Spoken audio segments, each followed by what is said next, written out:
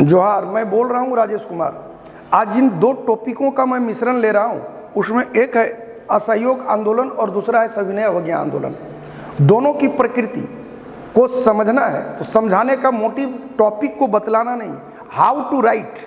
Commission में आपको सोचना कैसे है, आंसर की प्रकृति कैसे बदलती है, कैसे दो अनावश्यक मेल वाले टॉपिक को भी लिखने का हुनर कैसे होना चाहिए, अर्थात आपके अंदर सोचने की क्षमता कैसी होनी चाहिए, परिस्थितियां क्या आती है और उन परिस्थितियों को कैसे इतिहास में आप उसको किस अंदाज में लिखते हो, ये हुनर डेवलप करना होगा। इसके लिए किताब महज एक माध्यम होगा, आपकी सोच ही आपकी सफलता का आधार होगा।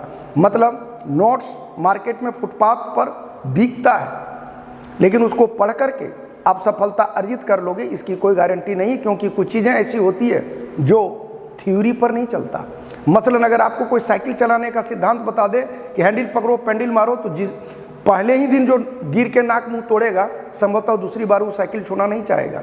मेरे कहने का मतलब ये है कि मेंस की प्रकृति अभ्यास पर होता है और अभ्यास आपको लिखने की शैली पर आएगा।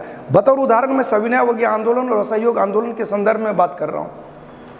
असहयोग आंदोलन आरंभ हुआ कब? 1920 में आरंभ किया किसने? महात्मा गांधी ने। महात्मा गांधी का भारत में पदार्पण हुआ कब? तो 1915 में। आए कहाँ से? तो अफ्रीका से।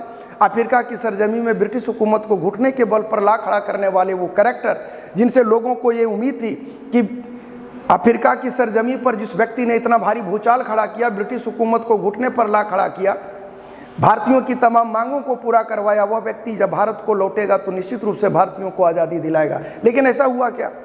भारत में आते के साथ गांधी ने कोई आंदोलन खड़ा किया क्या?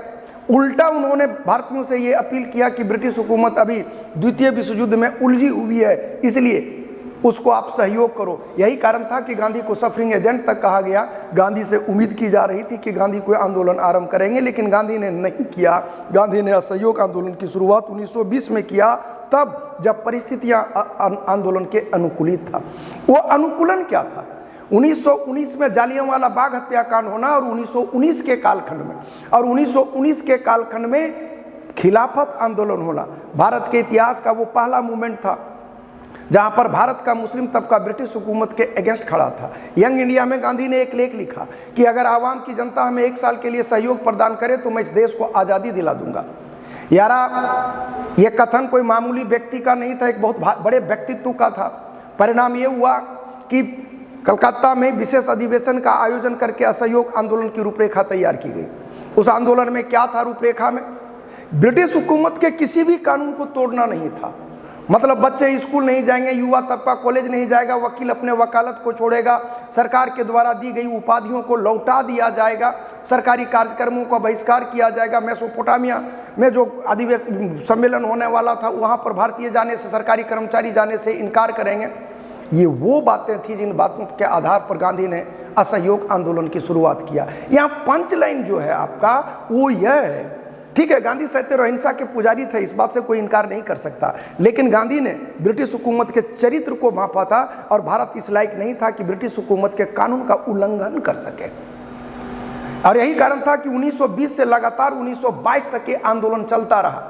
और 1922 में जब चौरा चौरी कांड की घटना घटित हुई तो गांधी ने आंदोलन को ये कहते हुए स्थगित कर दिया कि आंदोलन हिंसक हो चुका है। हालांकि आज भी डिबेट का विषय है, लेकिन सबसे बड़ी बात तो ये थी कि 1920 से 22 तक चला क्यों? क्योंकि आंदोलन की प्रकृति 100% अहिंसक था। चला क्यों? क्योंकि ब्रिटिश हुकूमत के किसी भी कानून का उल्लंघन नहीं था। यही कारण था कि आंदोलन ने सफलता अर्जित की। लेकिन 1920 के बाद 1930-31 के कालखंड में आ पाऊँ, 1930-31 में गांधी ने जिस आंदोलन का नाम क्या रखा है? सविनय अवज्ञा आंदोलन।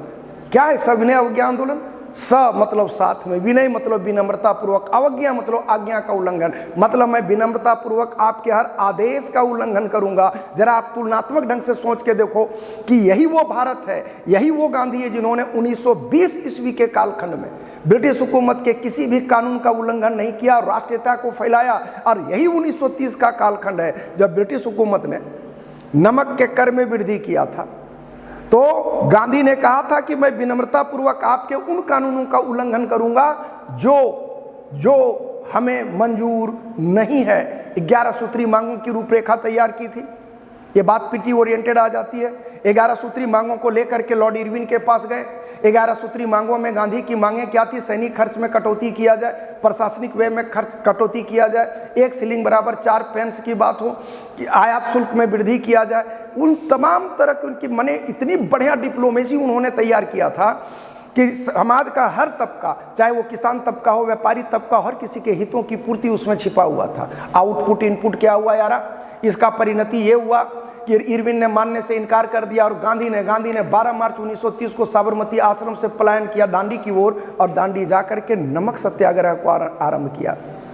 देखिए, ये 1920 का कालखंड था जहां पर गांधी ने किसी कानून का उल्लंघन नहीं किया। ये 1930 का कालखंड है जहां पर गांधी ने इत्मीनान से ब्रिटिश हुकूमत के तमाम कानूनों का उल्लंघन करना आरंभ किया। दोनों की प्रकृति में सबसे बड़ा अंतर यही है।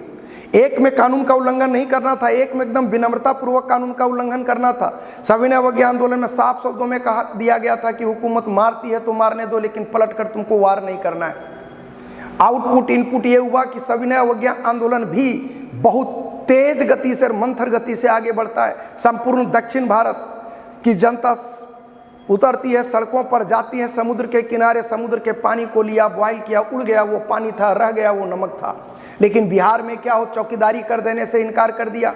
मध्य भारत में जंगल का कानून का उल्लंघन किया जाने लगा। मतलब कुल मिला के राष्ट्रीयता का भाव इतना चरम पर फैलता है कि ब्रिटिश हुकूमत को एक बार फिर से बैकफुट पर आना पड़ता है। तब लॉर्ड इरविन के काउंसिल के 2 व्यक्ति सप्रू और जयकर ने कहा था कि जो मानसिकता आपने 300 साल में भारतीयों के दिलो दिमाग में पिरोया था, वो मानसिकता यही थी कि हुकूमत को झुकाया नहीं जा सकता। मानसिकता आपने ये पिरोया था कि ब्रिटिश हुकूमत एक अपराजित शक्ति है, इसके विरुद्ध जाया नहीं जा सकता है। गांधी की रणनीति का चमत्कारिक परिवर्तन था कि महज एक लाठी लिए, आधे शरीर में धोती पहने और उसी आधे शरीर में लपेटे हुए उस व्यक्ति ने ब्रिटिश हुकूमत को घुटने पर लाने पर मजबूर कर दिया। झुकती है हुकूमत, झुकाने वाला चाहिए, ये चीज़ दिखा, चरितार्थ कर दिया। क्या महिला, क्या बच्चे, क्या पुरुष, सब सड़कों पर थे। दोनों का में समानता यही है कि दोनों में राष्ट्रीयता फैली। दोनों की प्रकृति में अंतर यह है कि एक में कानून का उल्लंघन है तो एक में कानून का समर्थन है। दोनों में राष्ट्रीयता का, दोनों का लक्ष्य था भारत की आज़ादी। दोनों में आज़ादी नहीं मिली, लेकिन हर आंदोलन का मूल्यांकन मुख्य लक्ष्य को ध्यान में रखकर नहीं किया जा सकता। माना कि मुख्य लक्ष्य में दोनों आंदोलनों ने प्राप्त नहीं कर पाया, लेकिन ये तो मानते हो कि कांग्रेस रूपी संगठन जन जन तक पहुंचा। ये तो मानते हो कि ब्रिटिश हुकूमत के चाल और चरित्र को उजागर किया गया। ये तो मानते हो कि भारत आज़ादी के मुहाने पर ला खड़ा किया। ये तो मानते हो कि ब्रिटिश हुकूमत पर बैकफुट पर आकर के 5 मार्च 1931 को गांधी के साथ इरविन को समझौता करना पड़ा। तो ये आपका सोच बदलना होगा। बदलेगा सोच तो बदलेगी दशा और दिशा दोनों। इसलिए नज़रिया बदलो यारा, नज़ारे बदल जाएंगे। ये मेंस का है। आपको मेंस लिखने के लिए 250 शब्द लिखने के लिए 5 पॉइंट बहुत है। मैंने जितना बोला उससे कॉपी भर जाएगा। मेंस के मैंने 40 नंबर का फुल क्वेश्चन भी हो जाएगा। लेकिन ध्यान रखिए कि 200 से 250 शब्दों का आइडियल लेकर के अभ्यास करना होगा। और ये अभ्यास ही आपको सफलता का बुनियाद दिलाएगा। मैं यही चाहूँगा कि आप लोगों की कलम की धार इतनी धारदार हो कि दोबारा मेंस देने की कभी ज़रूरत ना हो। इन्हीं शब्दों के साथ जय हिंद, जय भारत।